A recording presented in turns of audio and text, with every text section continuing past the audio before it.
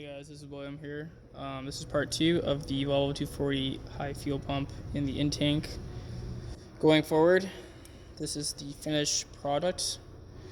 One thing I want to state out before people comment, you shouldn't really use gear clamps on this type of hose, but at my work I'm currently out of the fuel emission clamps that you would typically use on fuel emission hoses.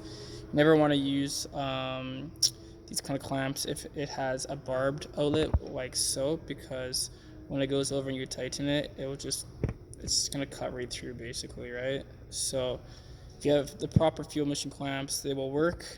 I only have this right now at my work, so this will have to do for now. So yeah, basically this is what the finished assembly is going to look like. You're going to put the pump onto the second hole there, or shaft, sorry, I should say there, where you cut off about 1/2 inch. You fuel line and clamp, slide it on, tie it all in like you would with the original pump, and it should sit roughly at that length. The red wire, which is my power wire for the pump, gets spliced into the black wire on the assembly, which is power. The blue wire is your fuel level gauge. It shows you how much fuel basically is in your tank. So the solder's right there, the air's still good, you don't have to worry about it. And so going forward, what you're going to want to do, the top middle part there, that is the ground. I'm still cleaning it, I'm not done. These were the original wires for the fuel pump assembly.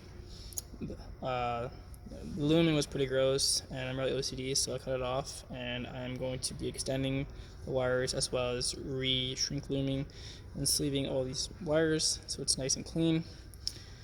And then basically you're just going to want to slop this back in your tank, put the lock ring on, and you'll be good to go. If you don't have a lock ring tool for these cars, there is another method that you can do that works perfectly fine. I've done it for all my Volvos and I've never had any problems with it, and it works fine.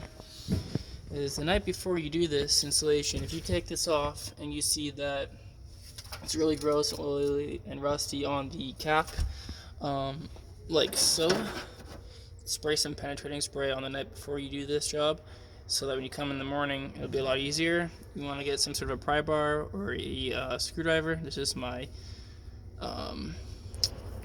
basically something like this.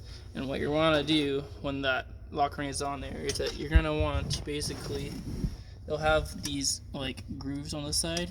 You want to get a rubber mallet and a hammer, and sorry, I don't know, look at the angle.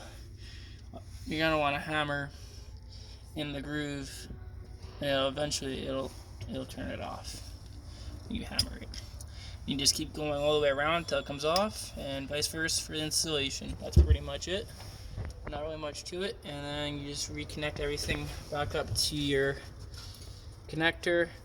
Make sure the ground spot there is really clean. I'll need to re-clean it up with some more, and it'll all be good to go. I've already done the inline pump, so I can show that maybe another day. And hopefully this has helped you guys out. Any more questions, just leave a comment, and yeah, have a good day.